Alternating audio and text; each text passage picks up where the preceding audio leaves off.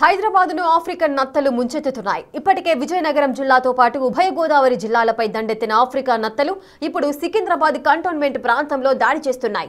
New బోయిన్పల్లిలో మందలుగా నత్తలు కనిపిస్తున్నాయి. అయితే ఈ నత్తలు హైదరాబాద్ అంతా వ్యాపించే అవకాశం ఉందని శాస్త్రవేత్తలు చెబుతున్నారు. నిన్న మొన్నటి వరకు ఏపీ, తమిళనాడులను ఈ నత్తలు పీల్చి పిప్పి చేశాయి. ఈ నత్తలు మందలుగా పెరిగి మొక్కలు, పంటలను నాశనం చేస్తుంటాయి. అయితే మెనింజైటిస్ అనే వ్యాధికి ఈ నత్తలే కారణమని నిపుణులు చెబుతున్నారు. మెనింజైటిస్ తో మెదడు, నరాల పొరలకు ఇన్ఫెక్షన్ సోకే ప్రమాదం ఉంటుందని నిపుణులు తెలిపారు.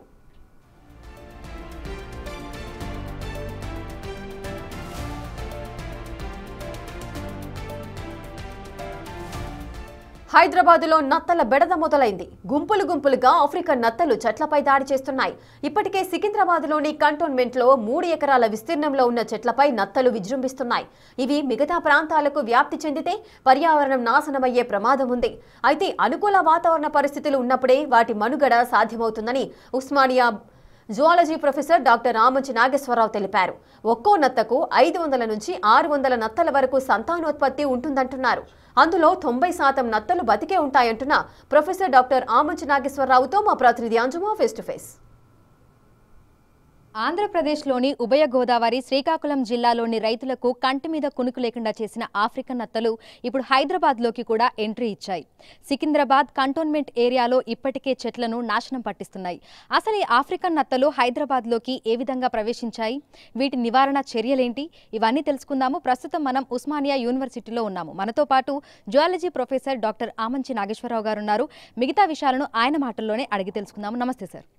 సార్, ఆఫ్రికన్ నత్తలు అనేవి ఇప్పుడు చెట్లని ఆగం చేస్తున్నాయి అంటే అవి సిటీలోకి ఏ విధంగా ఎంటర్ అయ్యాయి అంటారు?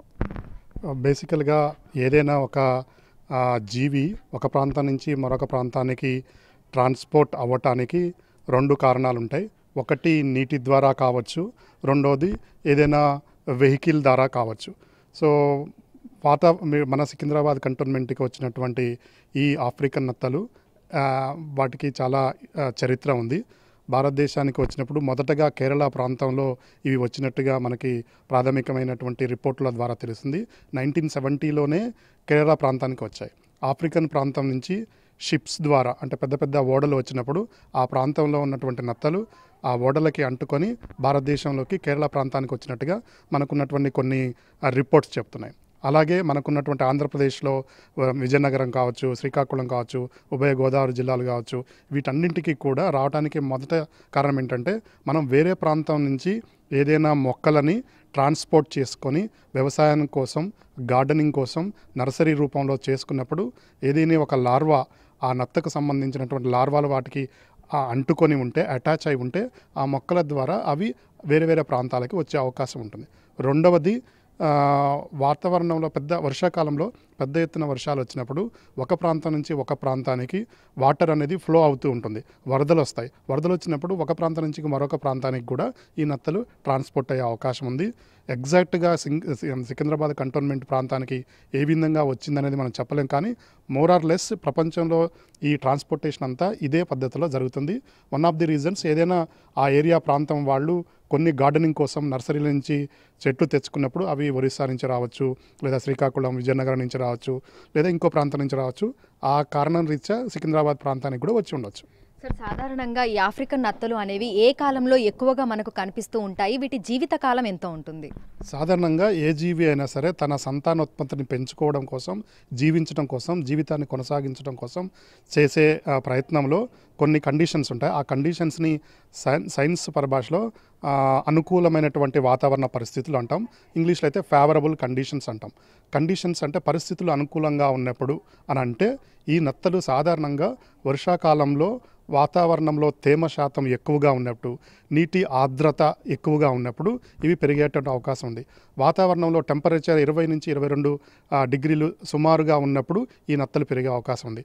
ఇప్పుడు మనకి సికింద్రాబాద్ కంటోన్మెంట్ ప్రాంతంలో కానీ, లేదా ఏ ప్రాంతంలో అయినా సరే, ఆంధ్రప్రదేశ్లో ఉన్నటువంటి ప్రాంతంలో అయినా సరే, వర్షాకాలం బిగినింగ్ అయిన తర్వాత ఈ నత్తలు ఆ కండిషన్స్ ఫేవరబుల్గా ఉంటాయి కాబట్టి వాటి సంఖ్య విపరీతంగా పెరుగుతుంది. సాధారణంగా ఈ ఆఫ్రికన్ నత్త యొక్క జీవితకాలం 4.5 సంవత్సరాలు ఉంటుంది. 5 సంవత్సరాల వరకు కూడా ఉండొచ్చు. ఒకసారి ఇది సంతానోత్పత్తి దశకు వచ్చిన తర్వాత సుమారు 600 నుంచి 800 వరకు గుడ్లను పెడుతుంది ఒక నత్త. సో దట్ ఏమవుతుందంటే వాటి అన్ని పెట్టినటువంటి గుడ్లలో కూడా సుమారు 90-95% వరకు బతికే అవకాశం ఉంటుంది. కాబట్టి ఒకేసారి మనకి అప్పటి వరకు కనపడినటువంటి నత్తలు ఒకేసారి వందల సంఖ్యలో ఒక ప్రాంతంలో కనిపిస్తాయి. సో ఈ నత్తల ఆహారం అనేది ఏ విధంగా ఉంటుంది సార్? అంటే ఆకులని తినడము, అదేవిధంగా పెద్ద పెద్ద వృక్షాలను సైతం కూడా ఇవి నాశనం చేసేటువంటి కెపాసిటీని కలిగి ఉంటాయని కూడా వింటున్నాము, నిజమేనా?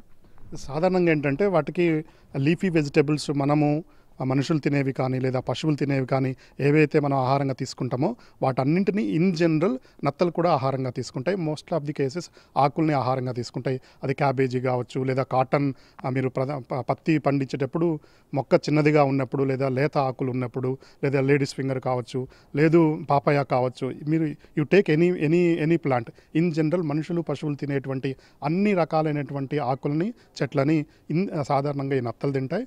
కాబట్టి వాటి సంఖ్య పెరిగే అవకాశం ఉంటుంది. ఒకసారి సంఖ్య పెరిగిన తర్వాత వాటికి ఆహారం కోసం కాంపిటీషన్ ఏర్పడుతుంది. వాటి మధ్యలోనే కాంపిటీషన్ ఏర్పడినప్పుడు ఏం చేస్తాయంటే మామూలు చిన్న చెట్లు, చిన్న మొక్కలు కాకుండా పెద్ద చెట్లు, పాపాయ కొద్దిగా పెద్దగా ఉంటుంది మామూలు గ్రాస్ కంటే. సో పాపాయ పెద్దగా ఉన్నప్పుడు పైకి ఆ పాపాయ చెట్టుకి పైకి ఎగపాకటం, దానిలో ఉన్నటువంటి ఆకు రసాలని లేదా కాండ రసాలని తినటం, ఇవన్నీ కూడా చేస్తే పెద్ద చెట్టుకు కూడా ఇన్ఫెస్టేషన్ వస్తుంది. ఓకే, సో అన్ని రకాల చెట్లకి కూడా ఇవి వ్యాప్తి చెందే అవకాశం ఉంది అంటారా? లేదంటే పర్టికులర్గా ఈ చెట్లు ఎక్కువగా డ్యామేజ్ అయ్యే అవకాశం ఏమైనా ఉంది అని అట్లా స్పెసిఫిక్గా ఏమైనా చెట్లు ఉన్నాయా? ఇంతకుముందు చెప్పినట్టుగా ఇప్పుడు మిరప, పత్తి, బెండకాయ, దొండకాయ, మనం తినే లేదా పశువులు తినే ప్రతి మామూలు గడ్డి, పాలకూర, ఆకుకూరలు, క్యాబేజ్, మిర్చి ఇట్లా అన్నింటిని తింటాయి. పాపాయ, జామ, వీటి ఆకులు అన్నింటిని తింటాయి. సుమారుగా ఒక అంచనా ప్రకారం 500 రకాల మొక్కలని ఆ మొక్కల యొక్క ఆకులని లేదా వాటి కాండాన్ని ఆహారంగా తీసుకుంటాయి. కాబట్టి మనకు కామన్గా కనపడేటువంటి ప్రతి చెట్టుకి అవి పాకే అవకాశం ఉంటుంది. సరే, అయితే ప్రస్తుతం సికింద్రాబాద్ కంటోన్మెంట్ ఏరియాలో గుంపులుగా మనకి నత్తలు అనేవి కనిపిస్తున్నాయి. ఇవి సిటీలో వ్యాప్తి చెందితే పరిస్థితి ఏ విధంగా ఉండే అవకాశం ఉంది అంటారు? సాధారణంగా ఈ నత్తల వ్యాప్తి ఎలా జరుగుతుంది? ఇంతకుముందు చెప్పినట్టుగా బాగా ఫ్లడ్ వచ్చినప్పుడు ఒక ప్రాంతం నుంచి ఇంకో ప్రాంతానికి వెళ్తుంది. లేదు ఏదైనా వెహికల్ ఉండాలి. వెహికల్ అంటే వాహకం అంటే ఒక ప్రాంతం నుంచి మరొక ప్రాంతానికి ఈ ప్రాంతంలో నత్తలు ఉంటే ఆ నత్తలున్న ప్రాంతం నుంచి ఒక మొక్కని లేదా కొన్ని మొక్కల్ని మనం వేరే ప్రాంతాలకి నర్సరీ రూపంలో ఇంకో రూపంలో ట్రాన్స్పోర్ట్ చేస్తేనే అవి స్ప్రెడ్ అవుతాయి. కానీ వాటంతటా అవి ఒక ప్రాంతం నుంచి ఒక ప్రాంతానికి ఈగల్లాగా, దోమల్లాగా, మిగతా ఇన్సెక్ట్స్ లాగా అవి ఒక చోటు నుంచి ఒక చోటుకి వాటంతట అవే పోయేటువంటి అవకాశం చాలా తక్కువ. కాబట్టి సికింద్రాబాద్ కంటోన్మెంట్ ప్రాంతంలో ఉన్నవి మొత్తం సిటీకి వ్యాప్తి అవుతాయని మనం ఈజీగా చెప్పలేము. అదొక పాయింట్. రెండో పాయింట్, వీటి యొక్క ఇంతకుముందు చెప్పినట్టు ఫేవరబుల్ కండిషన్స్ అంటాం. గాలిలో ఆర్ద్రత ఎక్కువ ఉన్నప్పుడు, నీటి శాతం ఎక్కువగా ఉన్నప్పుడు, టెంపరేచర్ కూడా 20-18-22 డిగ్రీ సెంటిగ్రేడ్ ఉన్నప్పుడు ఎక్కువగా ఉంటాయి. ఒకవేళ టెంపరేచర్ పెరిగిందనుకోండి వాటంతటా అవే వాటి సంఖ్య తగ్గే అవకాశం ఉంటుంది.